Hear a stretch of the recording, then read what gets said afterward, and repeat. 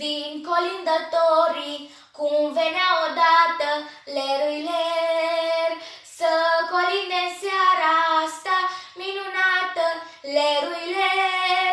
Dar li gura arsă și li ochii în lacrimi leruiler, prea degeaba sânge, prea degeaba patim leruiler.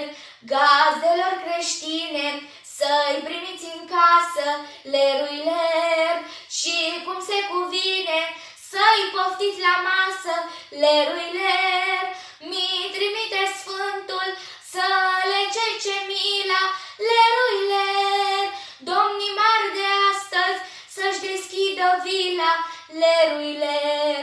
Șovăielnic pasul, mâinile plăpânde leruiler. Tremurat-li glasul, nu știu să colinde leruiler.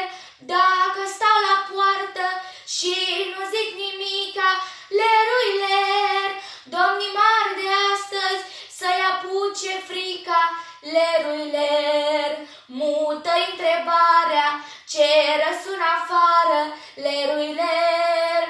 A murit degeaba ce-ați făcut din țară leruiler. Tot în fric și în foame, tot cu mâini întinse leruiler. Pe la porți străine ce ne stau închise leruiler.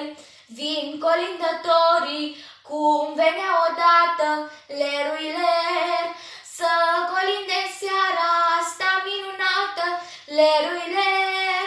Dar li gura arsă și li ochii în lacrimi leruiler, prea degeaba